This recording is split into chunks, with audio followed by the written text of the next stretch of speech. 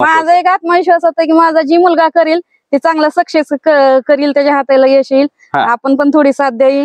मी माझ्या मालकाला सांगितलं असं नका करू तुम्ही, आपण शेवटी हो का काय करणार आहे तोच करणार आहे. बरोबर, आपलं झालंय करायचं सगळं, बरोबर, त्याच्याच हातून आपलं सगळं होणार. बरोबर. आणि शेवटी मनासारखा व्यवसाय असेल तर माणसाचं मन लागतं. बरोबर. किंवा नोकरी करत असेल मनाविरुद्ध 12 तास बाहेर राहण्यापेक्षा तुमच्या घरातली सगळे लोकांनी जर एक जुटीनं काम केलं तर घरच्या सर्व लोकांना बी काम मिळतंय आणि 4 पैसे जास्त मिळतात नोकरीपेक्षा. हे महत्वाचं आहे. तेच त्यांना म्हणलं आपण पण दोघं साथ देऊ म्हणलं, त्याला तुम्ही नाही दिले मी देते म्हणलं.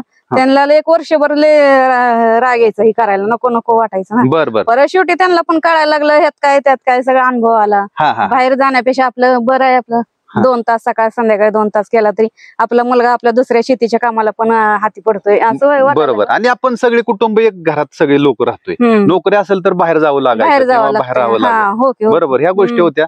तर म्हणजे निर्णय चांगला वाटतोय का तुम्हाला? चांगला वाटतोय, चांगला. बर. आता पूनमताई, म्हणजे की सगळ्यात महत्वाची गोष्ट की प्रत्येक मुलीला वाटतं की मी शहरात जावं, माझ्या नवऱ्याने चांगली नोकरी करावी, मी बसून आरामात खावं. आता ही दुग्ध व्यवसाय तसा जड व्यवसाय आहे, मग तुम्हाला टेन्शन नाही का आलं आपला नवरा आता होणारा ही दुग्ध व्यवसाय करतोय? नाही, कारण वडिलांना आवड होती ना, म्हणजे आमच्यात पहिल्यापासून गायी होत्या. बर. म्हणजे दुग्ध व्यवसाय करत होते घरचे लोक. बर. वडील व्यापारी आहेत ना. वडील व्यापारी असल्यामुळे तुम्हाला ते सगळं माहिती होतं. बर. मग तुम्हाला काय व्यापार करणं वेगळं आणि दुधाचा धंदा म्हणजे गायी पण घरी होत्या आणि व्यापार पण करत होता, त्यामुळे असं एवढं काय वाटलं नाही वेगळं काय वाटलं. बरं, लगे होकार दिला तुम्ही. लगे होकार दिला. बरोबर. म्हणजे तुम्हाला ते वाटलं की बाबा होणारे जे आहेत मिस्टर तुमचे तर ते चांगले काम करतील. काय वाटतंय आता एकंदरीत परिस्थिती बघता?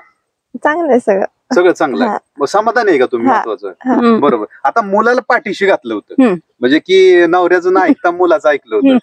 मनात टेन्शन होतं का की पोरग काय उलट सुलट काय करून ठेवलं? तर ते टेन्शन नव्हतं म्हणून तर मी त्याला साथ देत होती ना.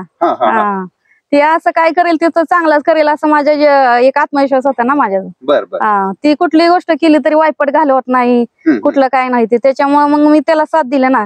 आपलं काय म्हणलं ह्यांना जरी सांगितलं तर ही काय आपलं ऐकते, असं काय नको म्हणलं तरी काही काय म्हणणार नाहीत. पण मुलाला परत कुठं वैतागायचा, रागाला जायचा असं ती म्हणायचं मी केलं तर हीच उद्योग करील, नाहीतर मी इथं थांबणार नाही असं एक म्हणजे थोडस इमोशनल ब्लॅकमेल केलं. बर. मग शेवटी आता आपला तर प्रपंच आला होता निम्म्यात, मुलाचं व्यवस्थित व्हावं असं तुम्हाला वाटतं? ओके. बरोबर.